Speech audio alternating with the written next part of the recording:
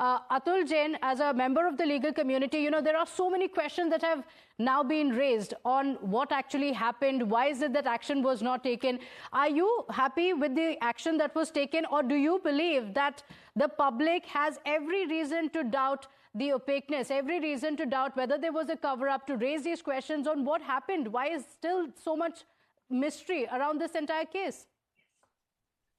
See, first of all, let us see the person about whom we are discussing today is a sitting High Court judge.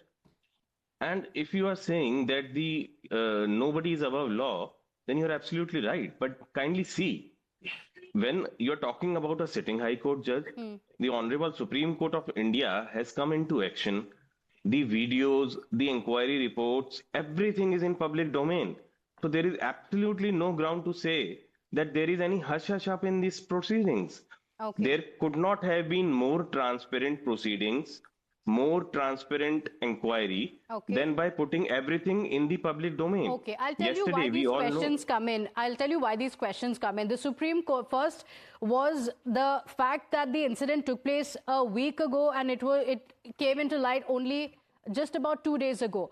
Apart from that, there are so many questions because initially the officials said that there was no unusual activity, no cash was found. And look at the visuals on the screen now. They show the wads of cash that had been found, burned cash at a judge's residence. And that's the reason you mentioned he's a sitting judge. And that's all the more reason why these questions continue. Where is this cash coming from? What was it meant for? It's clearly unaccounted cash. He claims that he had no information about it. Now, on the question of what the Supreme Court has said, the Supreme Court says that he was transferred to the Allahabad High Court, but it was unrelated to the case. Then look at the statement that has come in from the Delhi High Court Chief Justice. He says very clearly that the transfer was taken up because the Supreme Court said so. This is why these questions come in. Kapil Sankla, do you agree that with what he has said, that there is absolute transparency? Why are we even questioning it? But look at the details of the case. They very clearly show that there are different versions coming in from different agencies. Right. Just give me 1 minute now, please. If these allegations are false, then they undermine judiciary. Then they question why people have been after a particular judge or judiciary in question. But if this issue, what has happened, is correct, and the wads of notes have been found out, then please understand what would have happened if those notes were found in your house, in the house of any minister, in the house of any IAS officer. What action would have been taken? And if no FIR had been registered, in 24 hours, the Commissioner of Police perhaps might have been hauled up. There would have been public outcry. You would be praying for the blood of that IAS officer, that minister, that common man, whosoever. And therefore I say this, that what is good for the goose is good for the gander. What is good for A is also good for B. It does not matter whether you're a judge, whether you're an IAS officer, whether you're a minister, whether you're a politician. But we are all scared, aren't we? That there is contempt of court, that I might say something or you might say something and we might be hauled up in court. And so we have to be very careful, including Mr. Jain, including Mr. Sankla, because we are all afraid to question any act of judiciary. And now the second point of my argument. The concerned person denied there was any cash till videos and photographs were released. The Honorable Supreme Court stated in the beginning, saying that nothing of this sort happened and that we are transferring him to Allahabad, disjointed to these allegations. Now, these unfortunately, supposedly, as far as I know, looking at what has been shown here and what you said, has been turned out to be false. In such a case, in any criminal case, and Mr. Jain would also agree, that an opportunity is given to an accused at any stage to make a statement. Yes. And if that statement is turned out to be false, then that is one of the, so to say, the nail in his coffin as to say that he lied when an opportunity was given him to explain a certain fact. Absolutely. Now, the third part of it, very, very quickly. Go on. That as far as law is concerned, you cannot keep more than X, if I'm not mistaken, 20,000 or whatever, or any reasonable amount of money. And if cash is found, strict action will be taken against you, dehorse whether you can explain that cash or not. Okay, so let's give the version of Justice Verma as well. He claims in his statement that he has nothing to do with the cash that has been found. He claims that this was at a storeroom at his residence. He was not aware of it, and that the storeroom was also left unlocked.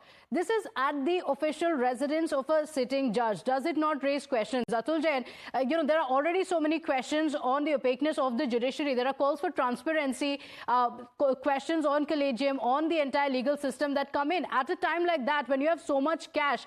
And, to answer this question, just put things in perspective, like it has been mentioned time and again. What if it was not a judge? What if it was another person? Would there not be questions? Where did this money come from? Is this the tip of the iceberg? There would be some accountability that's sought. Why is it that when it comes to a judge, these questions cannot be asked, or you're saying that the benefit of doubt should be given? No, I'm not for a moment saying that the benefit of doubt should be given. That is not the version that I'm putting at all. But the questions are bound to be there. And questions are here as well. The legal fraternity is having so many versions. We all as lawyers, you all as media persons, you are having your own versions.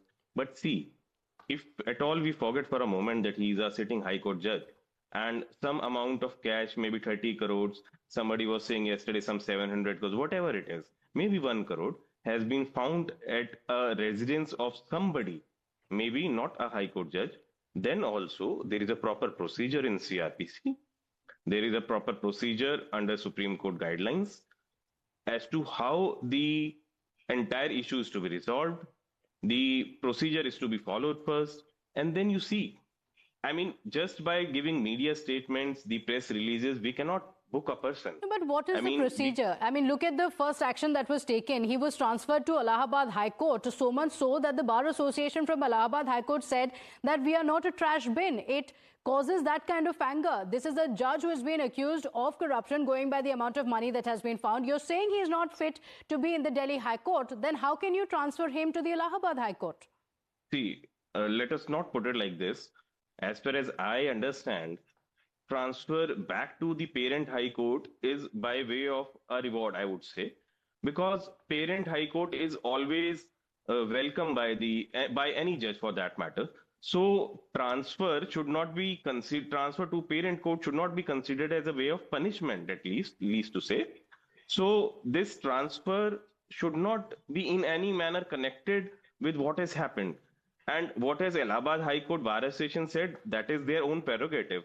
But by no means this transfer can be said that he has been punished by being transferred back to his parent court. But this action followed after the details came out. In fact, we've told you very clearly, the Supreme Court says that it was unrelated. But if you look at the statement, this is the official statement of the Delhi High Court Chief Justice.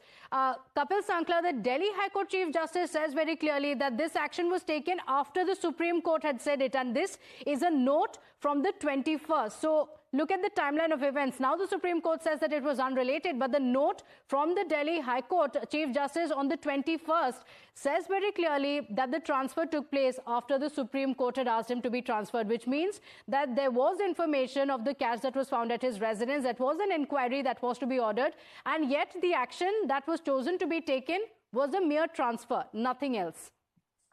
You're absolutely right. And also Mr. Jain is right that usually sending somebody to his parent High Court is more of a reward than a punishment. And as much as I have absolute faith in Justice Verma, because I've appeared before him, I believe that he's a person of high integrity. But the question is that recently there were allegations about the CBI case where his name perhaps cropped up. I'm not too sure, but this is the rumor mill that had told me. Also, there were strong questions as to the seniorship that took place in the High Court, where he was one of the relevant players, so to say, a deciding factor, and much questions had been raised.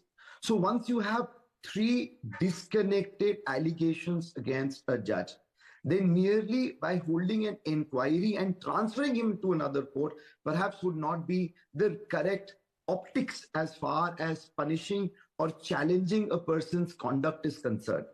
Now, you're absolutely right that if it would have happened against, and let's say what happens with this judge is, why not the Chief Justice of the High Court permit registration of an FIR so proper investigation can take place as would have taken place against everybody. I question you this, that if Justice Verma is above board, just like Caesar's wife, and I believe that he is, then why shy away and why try to brush it under the carpet? Because the moment you do that, the fear of common man comes true, that perhaps judiciary is now below and not above the moral turpitude that we're facing all over the nation. Absolutely. Like we've been saying time and again, this is not about this one particular case, but this is going to raise questions on the entire judiciary, and which is why exemplary action should be taken after an investigation into the same. Atul Jain and Kapil Sankla, thank you for joining us with your perspective on the same. With that, we're slipping into a short break here. We'll be right back.